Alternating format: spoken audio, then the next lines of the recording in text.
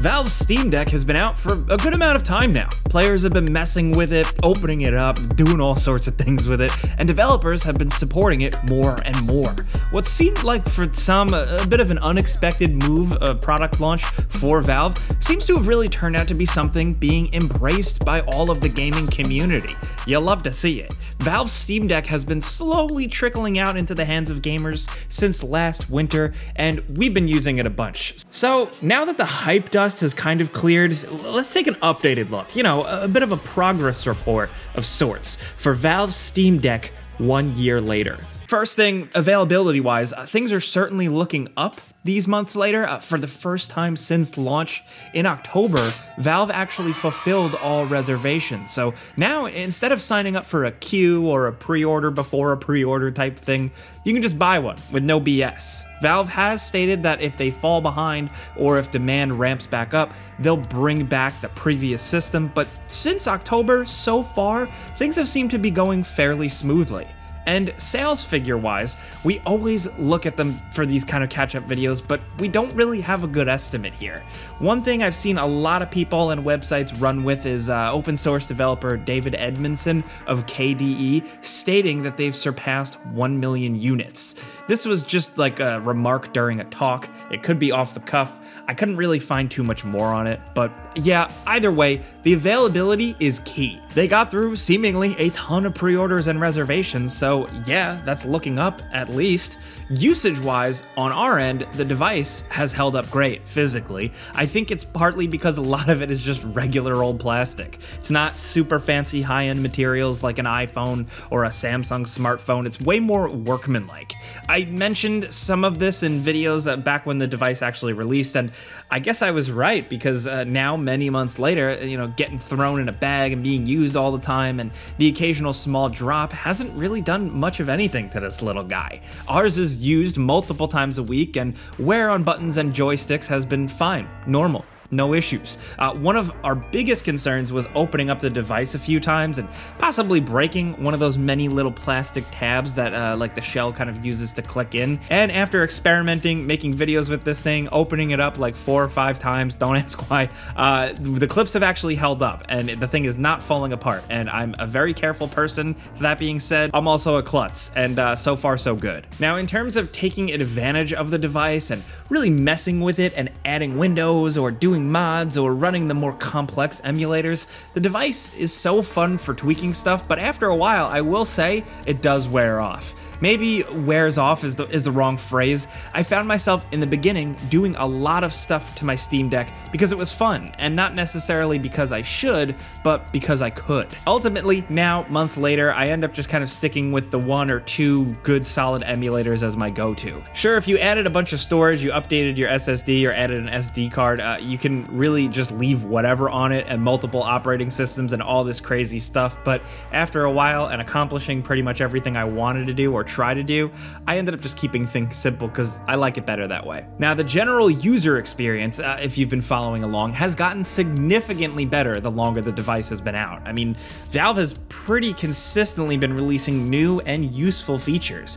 There's back-end improvements and optimizations, as well as more settings, options, and user interface stuff on the player side. What started as a device that a lot of reviewers and publications noted felt kind of like an early adopter day one type device has really evolved into something with way less quirks and just generally more dependable.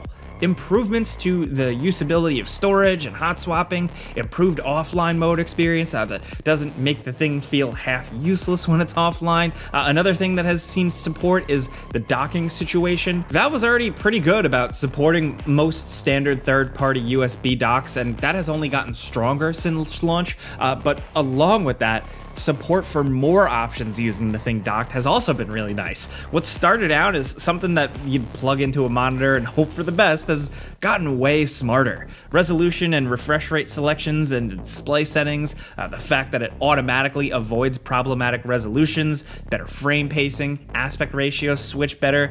It sounds like no-brainer stuff when you're plugging into a monitor, but it lacked some of that at launch and has gotten better and better. I think it's just a good example of like the whole overall overall thing where Valve seemingly so far with this device, with the community, and with themselves have been really good at identifying problems quickly and coming up for solves. And with Valve supporting things and then the Linux and Steam community continuing to support it, meaning more control options and just stuff for every game, it sounds corny, but the thing has legit gotten better and better. And then on the hardware side, since we do usually talk about official accessory updates in these videos, we now have Valve's official dock. That is now available. They're now finally selling that, and we haven't gotten our hands on it yet. You know, we've been fine with the cheap third-party alternatives, but it is there if you want it, and so far so good. Haven't seen too many negative reviews on it. Now, one thing I will stand by on, and with no real scientific numbers or anything other than just gut feeling to back it up, is the battery life. Now, I know it's not great, but some people act like it's the worst thing in the world and it invalidates the device. I've actually been pretty happy with how it has been.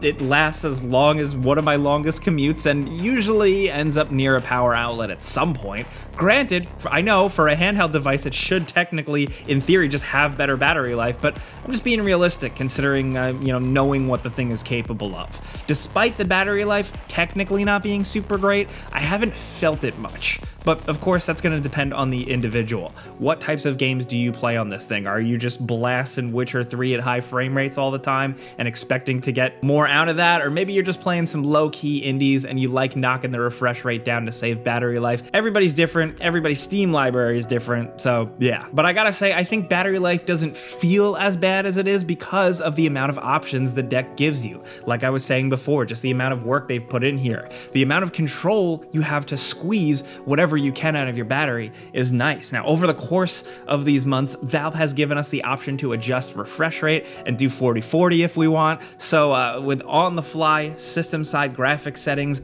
limiting frame rate, refresh rate, and resolution rates, they are actually easy to mess with thanks to this design. And it literally, maybe it's a mental thing, but it'll make you feel better about your battery life, like you have more control over what's happening. And then of course, the games. The support for those games is where shit really ramped up. As of the beginning of February, according to SteamDB, almost 8,000 are marked as Steam Deck verified or playable, which is huge. I mean, almost 8,000 is of course a drop in the bucket compared to the actual number of games on Steam, but it's a lot of worthwhile games. Like, there's not a lot of Steam Deck supported stuff that's just crap or bloatware. And even games that aren't officially marked can sometimes be tweaked and get up and running if you're a bit more of an in-depth enthusiast PC person. But generally, like, what started out as like looking at your game library on this device and thinking, okay, is now leaning more towards, oh, great. Of course, it's going to depend on the type of games you play, what your library is, again, so if you don't have one, definitely look into what is supported,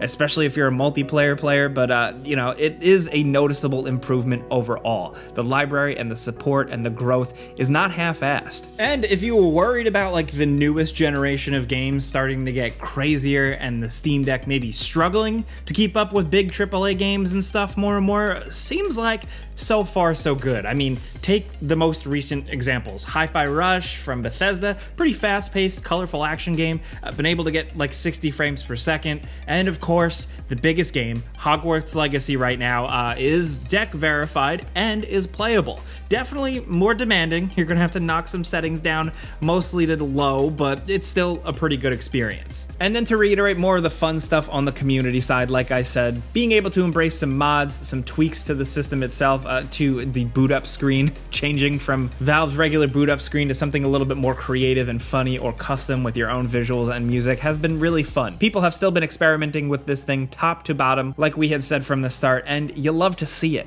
But along with that, thanks to, I guess, word of mouth and the numbers, more and more developers are supporting it. More often we see games release, or like when it's close to release and the developers announce the system requirements for PC hardware, they also state that it is Steam Deck playable. That's really big. The more games on this platform, the better. The more it's gonna thrive. That's really it. And it seems like it's thanks to everybody just really working together. Look, if you can't tell, and this isn't news, we liked it from the beginning. We just really like the Steam Deck. We're curious to see where it could go. We're curious to see what they could eventually do with a revised, updated version. How much more powerful can they get this thing while keeping it affordable in the near future?